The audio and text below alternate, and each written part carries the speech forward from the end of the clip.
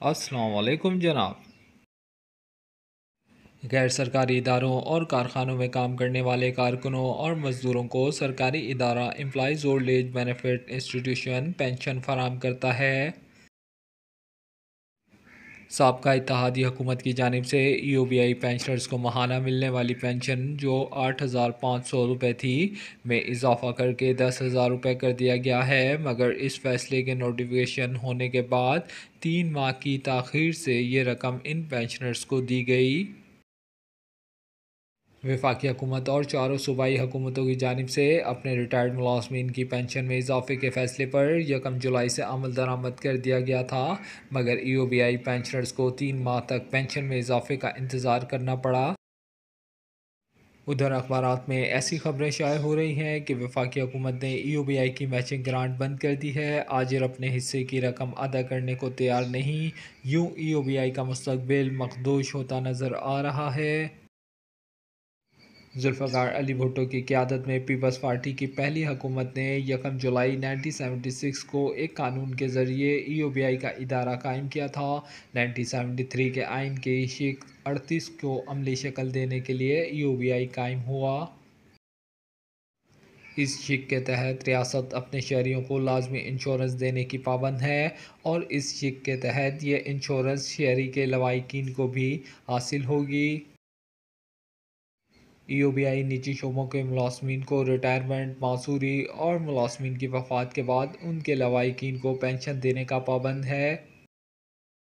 इस इदारे के 3 स्टेक होल्डर वफाकी हुकूमत, आजिर और तीसरे मुलाजमीन हैं, जिनकी माहाना तनख्वाह से रकम EOBI को फराम की जाती है। EOBI के कानून के तहत 5 कारकुनों पर मुश्तमिल इदारे को EOBI में रजिस्टर कराना ज़रूरी है। सैकड़ों निजी इदारे ऐसे हैं जिन्होंने EOBI में रजिस्ट्रेशन नहीं कराई। जो आज रजिस्टर्ड हैं वो मौजूदा उजरत के बजाय पुरानी उजरत के मुताबिक अदायगी कर रहे हैं, जिसके नतीजे में EOBI का खसारा बढ़ना शुरू हुआ, जो 2 खरब तक पहुँच गया है। EOBI के कानून के तहत वफाकी हुकूमत EOBI की जानिब से रजिस्टर्ड आजिर उनकी तरफ से वसूल होने वाली सालाना कंट्रीब्यूशन के मसावी रकम मैचिंग ग्रांट के तौर पर फराम करती थी, मगर 1995 से ये रकम अदा नहीं की गई। एक रिपोर्ट के मुताबिक 1995 में फाइनेंस बिल के ज़रिए ग्रांट को ख़त्म किया गया। EOBI में सैकड़ों सिफारशी मुलाजमीन भर्ती किए गए, यूँ इंतज़ामिया मामलात को अब तरीका शिकार हुए और मालियाती खसारा भी बढ़ता चला गया। बहुत से आजरों ने अपने कारकुनों को EOBI में रजिस्टर्ड नहीं कराया। बाज़ आजरों ने तो अपने इदारे के चंद कारकुनों को रजिस्टर्ड कराया, यूँ रजिस्टर्ड कारकुनों की तादाद नहीं बढ़ सकी।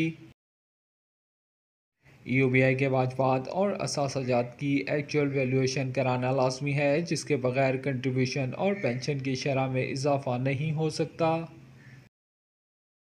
30 जून 2022 में EOBI के वाजबात और असासाजात की 11वीं तखमीना कारी हुई थी, जिसकी रिपोर्ट में एक्चुअल माहिरीन ने पेंशन फंड में 2.517 खरब रुपए के मजमूई खसारे का इंकशाफ किया था।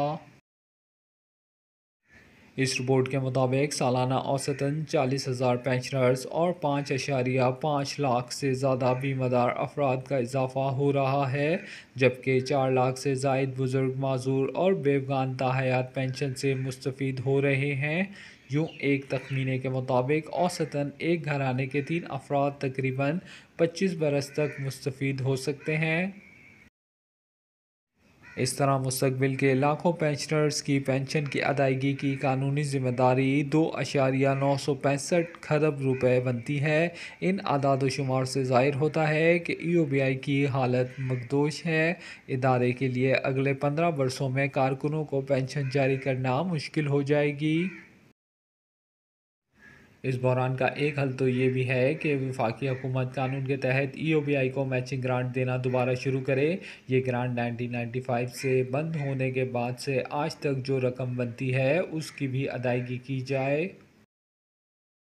मज़दूरों की रजिस्ट्रेशन के लिए हकीकी इकदाम होना चाहिए। ख़ास तौर पर अपनी रोज़ी कमाने वाले कारकुनों को उसकी रजिस्ट्रेशन में शामिल होना चाहिए।